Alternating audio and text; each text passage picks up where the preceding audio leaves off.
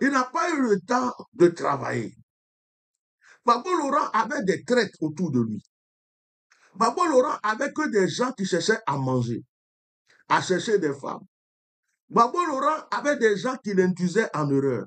Même les gens qui trompaient Gbagbo Laurent, il y avait des pasteurs dedans. Il y avait des prophètes dedans. Il y avait des gens qui le faisaient croire qu'il l'aimait, qui lui donnaient des prophéties par-ci, des paroles par-ci, les gens autour de lui. Mais les vraies personnes même, ne pouvaient même pas s'approcher de Gbagbo pour dire que soit Gbagbo. Gbagbo était en secret par des gens. Gbagbo était leur propriété. Je me rappelle quand il y a eu les troubles en Côte d'Ivoire, j'étais en France. Pour commencer, d'abord, je retourne en arrière. Quand je venais d'avoir mon appel, c'était des années, à ce moment, Oufoué vivait encore et Gbagbo avait commencé à attaquer Oufoué par ses discours, ses trucs. J'ai fait un rêve, je me suis levé, j'ai dit à feu ma mère que ce monsieur-là, je l'ai vu en rêve, il est devenu président. Donc, quand moi, Gbagbo est devenu président, on m'a dit qu'il était président. J'ai dit c'est normal, je l'avais vu en rêve depuis très longtemps. Ça veut dire que ça venait de Dieu. Et ce que je veux dire aussi, c'est que quand il a été président, quand tu es mal accompagné, les problèmes peuvent t'arriver. Gbagbo Laurent a eu deux problèmes. Son cœur qui est bon et les mauvaises personnes qui l'accompagnaient. Moi, je me rappelle, quand il y a eu, commencé à avoir des problèmes quand j'étais en France, j'ai cherché les contacts de ceux qui sont proches de Gbagbo Laurent pour leur dire, je suis prophète, j'ai prié, voici ce que Dieu m'a montré. Dites au président de laisser le combat qu'il est en train de mener, de sortir vite de la Côte d'Ivoire, d'aller se mettre quelque part aux États-Unis ou quelque part. Il va revenir en force. Que c'est ce que Dieu m'a montré. Mais qu'il ne reste pas là pour lutter parce que ça va mal se passer. Les gens qui étaient autour là, oh, va là-bas. S'ils sont gentils, ils vont te dire, on a compris, on va donner le message. Il n'y a pas de souci, on va donner le message. Mais s'il y a d'autres, va là-bas, toi, tu vas dire quoi? L'Éternel des armées est avec nous. L'Éternel des armées, oh, va là-bas, oh, va là-bas. Vous voyez? Il ne donnait pas les messages. Le monsieur était mal conseillé, il était mal entouré. Il n'y avait que des gens autour de lui pour vouloir manger, boire, s'enrichir. Et aujourd'hui, c'est lui qui a pris toutes les fautes. Mal accompagné. Deuxième des choses, il avait un cœur, il a un cœur qui est bon.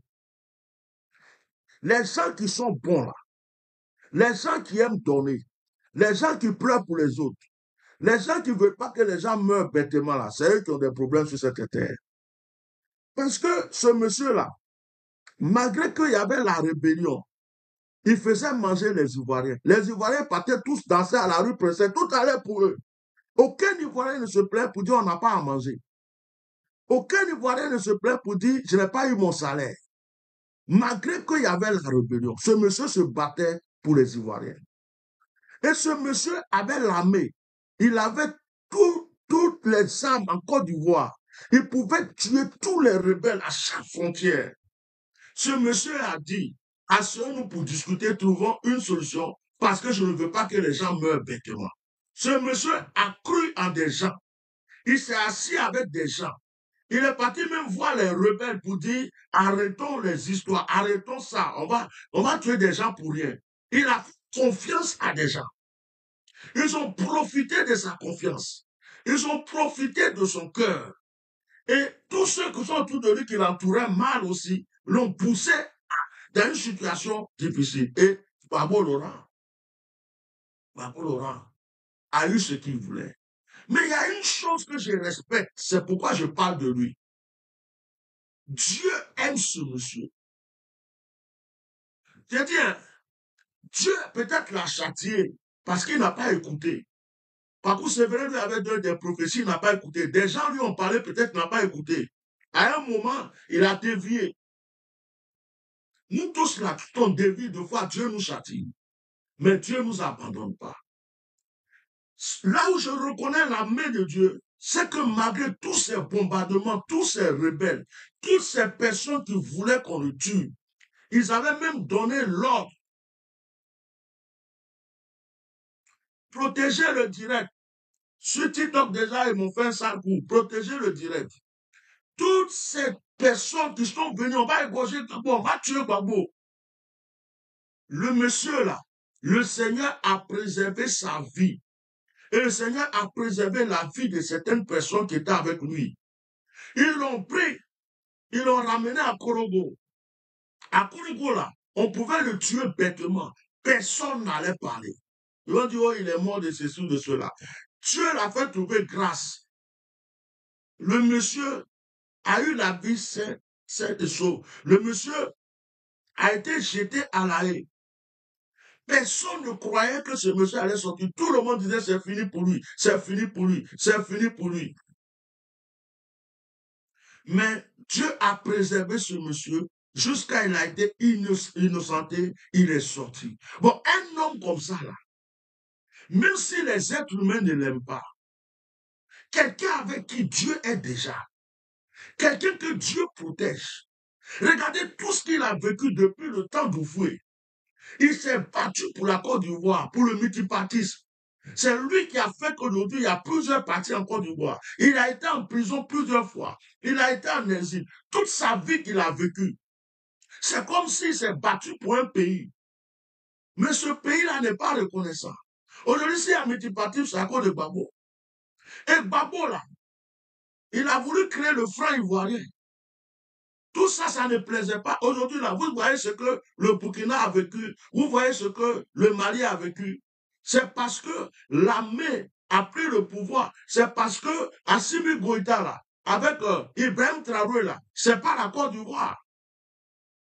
Sinon, Gbagbo a voulu créer le franc ivoirien. Vous croyez que ça plaisait à ceux qui sont là-haut? Ils voulaient sortir du franc CFA. Vous croyez que ça plaisait à ceux qui sont là-haut? Gbagbo Laurent voulait créer, il voulait utiliser les ressources de la Côte d'Ivoire pour développer la Côte d'Ivoire. C'est un panafricain qui voulait utiliser, c'est-à-dire il voulait créer une Côte d'Ivoire nouvelle, mais ça ne plaisait pas. La preuve, Nicolas Sarkozy, en son temps président de la République, a manipulé les militaires pour aller tuer les Ivoiriens. A manipulé les militaires. Il s'est caché derrière les rebelles pour aller bombarder Gbagbo. Aujourd'hui, ceux qui se frappent la poitrine pour dire oui, on a fait la rébellion, on a fait tomber Gbagbo. Vous n'avez pas fait tomber Gbagbo. C'est Nicolas Sarkozy avec l'armée française qui ont bombardé Gbagbo, qui ont fait arrêter Gbagbo. Ce ne sont pas les rebelles. Gbagbo pouvait faire tuer tous les rebelles. L'armée ivoirienne en son temps pouvait descendre tous les rebelles.